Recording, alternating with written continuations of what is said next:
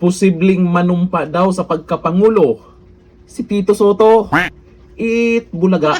At ito namang si Risa Hontiveros, handa daw siya tumayo na senator judge sa impeachment versus Marcos Jr. At posible daw na dalawa ang magiging impeachment trial sa Senado. Parang may atat na atat ha. O eto, panoorin muna natin si Risa Hontiveros diyan sa pinagyayaw-yaw niya. Excited lang ha. Ko pa nababasa yung final kasi sa House ang jurisdiction niyan sa ngayon. So hindi ko pa alam yung grounds, and gaya ng nabanggit nyo, kung umakyat yan dito sa Senate, handa akong gumanap ng tungkulin bilang Senator Judge na i-consider ang anumang evidence na i-offer nung impeachment complaint na yan at magdesisyon, bumoto patay sa evidence na yon. Almost sure daw kasi na may magre-refile din kay VP naman. Possibility na dala-dalawang impeachment ang kasigasuhin ng Senado po. Well, anything is possible. Kung parehong mag-prosper yung dalawang complaints sa House, then maging dalawa yung tungkulin namin dito or dalawang impeachment trials. So ma'am, ano yung nakikita mong implication sa stability at economy ng bansa kung dalawang highest leader of the land ang may impeachment case, ma'am? Well, of course, hindi an ideal situation, but ang prinsipyo din naman sa puso ng anumang impeachment complaint, kung umabot dito sa Senate ay na nag-pass ng judgment ang House na anong language nila, yung sufficient inform and substance, na may humihingi talagang mamamayan ng accountability on the part of public officials, and nobody can quarrel with that principle of accountability of public officials. Kahit po ang usapin ng stability or yung attractiveness ng economy ay nakasalalay din sa perception, una-una nating mga Pilipino, and then pati ng international community, na may transparency and accountability, that aspect of good governance sa loob ng bansa. So, although it's not an ideal situation, kung magkaroon man ng dalawang sabay na impeachment trials, tungkulin yan ng Senado, and in the longer run,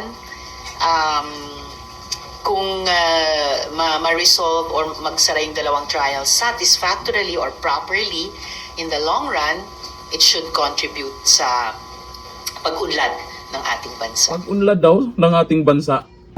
Di nga, istoryahi Risa. Teka, baka tatakbong pangulo yan si Risa. Pag tumakbong presidente ba yan? Mananalo ba yan? Naku, marami ding bumoto yan. Unang-una na si Trillanes. O ayon po dito, sa posibleng manumpa si Tito Soto bilang Pangulo ng Pilipinas. Nako po, daming kamot ulo dito sa balitang to. Ang sabi dito, kasabay ng mga impeachment na inihain laban sa Pangulo at ng inaasang impeachment move laban sa Vice Presidente, umuugong sa social media ang tanong ng ilang netizens, ano ang mangyayari kung parehong ma-impeach at tuluyang matanggal sa pwesto ang Pangulo at ang ikalawang Pangulo? Batay umano sa 1987 Philippine Constitution, posibleng manumpa bilang acting president ng Pilipinas si Senate President Vicente Tito Soto III kung sakaling ma-impeach at makonvict kapwa ang Pangulo Ferdinand Marcos Jr. at ang Vice Presidente Sara Duterte. Ayon sa Article 7 ng Saligang Batas, may malinaw na line of succession ang pamahalaan upang maiwasan ang vacuum sa kapangyarihan. Kapag parehong nabakante ang posisyon ng Pangulo at Vice Presidente dahil sa successful impeachment and conviction, pagbibitiw o iba pang permanenteng dahilan, ang Senate President ang hahalili bilang acting President. Aba, talaga.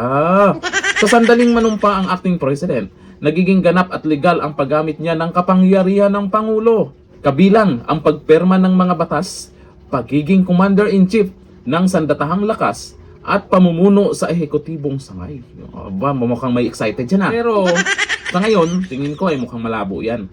Iunahin pa ba nila yung impeachment na yan? Sa Kongreso pa lang, alanganin na.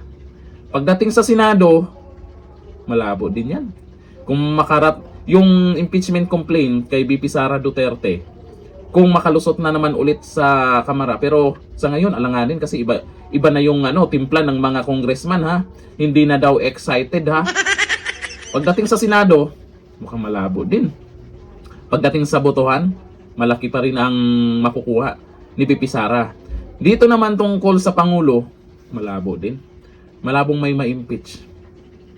Lalo na sa nangyayari, kampi-kampihan, malabong may ma-impeach. Kaya, yung sinasabing posibleng maging Pangulo o acting president, si Tito Soto, malabong malabo yan. O, ayon po dito sa mga nag-comment, sabi ni George Sidiaco, pwede pala yun kahit may BP, tanong nyo muna sa taong bayan kung papayag yung 32 million.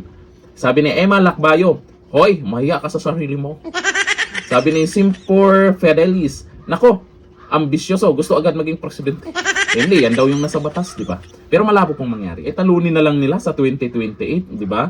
Andyan naman si Risa na pwedeng tumakbong Pangulo yan. Pwedeng tapatan si VP Sara. Risa, kakayanin ba? Hanggang dito na, thank you. Bye.